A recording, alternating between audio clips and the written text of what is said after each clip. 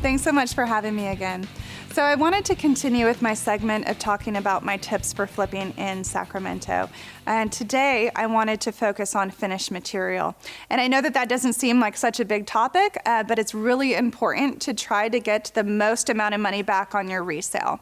And so I also just wanted to give a quick designer tip, just to make sure that before you're designing a project that you understand the area that you're flipping in and the demographic that you're flipping to.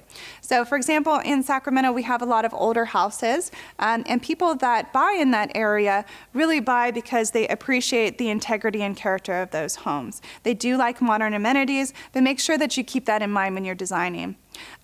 Also, regarding demographic, if you are in an area that is primarily has buyers that are first-time home buyers, younger demographic, and they are really liking that darker wood right now. So make sure that you keep that in mind when you're looking at your cabinet choices or your laminate choices. And then reverse that, if you're in a mature area, try to keep to that traditional style so that you are making sure that you're maximizing on your buyers that'll be looking at those houses. So moving on to finished materials. We're going to start off in the kitchen because that's the most important area of the house. So first, cabinets. We typically do prefab cabinets rather than custom, and that is just because of it's more expensive to do custom cabinets. It's about $20,000 more on average to do a custom cabinet versus prefab. But there are ways to just make that prefab cabinet look a little bit more high-end. One way to do that is to choose that soft close option. You can also add crown molding to it, or some hardware. So hardware is one of my favorite ways to jazz up a cabinet. It usually only costs a couple $100s or so to do it, but it's really like you're adding jewelry to that cabinet. Next up is countertops. Again, we usually go with the prefab versus the slab, and again, that's primarily due to cost. Prefabbed means pre-cut, so they usually come to the depth of a normal size cabinet, and then they come in different lengths. So that reduces the amount of cuts that your fabricator has to do, and therefore reduces the cost for that fabricator. So usually the options are granite and quartz that we're looking at for countertops. Granite used to be the popular thing, and quartz has just taken over that. So there are a couple of differences between those two. Granite is a natural stone. Quartz is a man-made stone.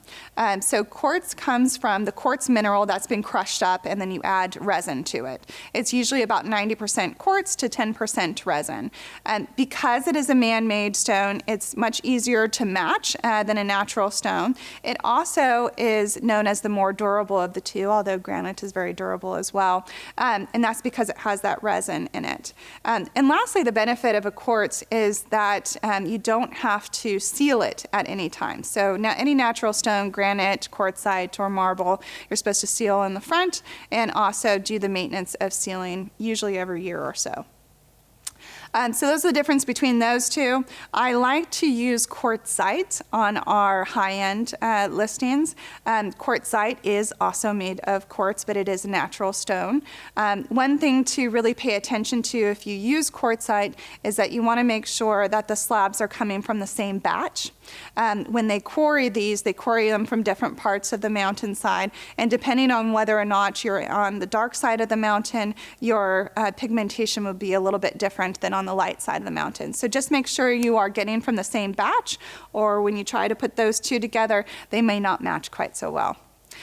One thing I really like about quartzite and quartz is that it has a really clean look to it, which gives you an opportunity to have a lot of fun with the backsplash. Versus using it on granite, it might clash a little bit. So the last thing I wanted to talk to you about in the kitchen was flooring. So I usually use whatever flooring that I have in the living area, and I carry it into the kitchen. And the reason I do that is because I like the consistency of it, and it also makes your eyesight carry forward to the back of the house, which therefore elongates the area and just makes it look a little bit larger. So the two flooring that I usually use is engineered hardwood and laminate. The difference between those two is engineered hardwood is basically a veneer of real hardwood on top of plywood, which is really great that it's real hardwood because you can actually refinish it about 2 to 3 times. So that one has more longevity than laminate. Laminate is actually an image of hardwood put on top of pressed board with a clear coat on top of it to protect the image. So laminate is the less expensive of the two, not by so much. Usually you're about $1.50 to $2 a square foot for a decent laminate. Engineered hardwood primarily begins around $2 a square foot, but you can find something between that $2 and $3 per square foot that is a good engineered hardwood. So not only is the material a little bit more expensive for engineered hardwood, but the installation is a little bit more expensive as well, about 50 cents per square foot. And the reason is because you install engineered hardwood with glue versus laminate, it's a floated floor. So one thing to keep in mind is if you are going the laminate route is to make sure when you're comparing the two, whether or not there is padding attached to the laminate. If not, you're going to have to buy the padding separately. So keep that in mind. Next, I'd like to talk about bathrooms and one of my favorite things, which is tile. I really like to spend the bulk of my budget on a really cool accent tile and then just surround that by a muted, larger, inexpensive tile. And I like to do that for 2 different reasons. One is I really like the focal point to be on the design of the accent, and when you have anything else around that, it gets a little bit too busy. And the second is just a cost-saving mechanism. Using nobody really pays attention to outside of that accent tile, so you can save some money there. Lastly, I wanted to talk to you about lighting. It's a lot of times seen as an afterthought, and to me, it's a great way to just add that designer look to your home. And so just about 2 to 3 nice lighting pieces throughout the house will usually do it. Maybe some nice pendant lights in the kitchen, maybe your main one in your living room or over your dining.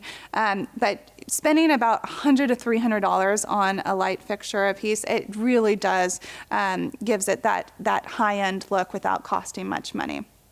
So that's it for my tips for this week. Thanks so much for listening. This has been Olivia Barrett with Keller Williams Realty with your Sacramento Real Estate Investment Market Update. Happy hunting, Sacramento.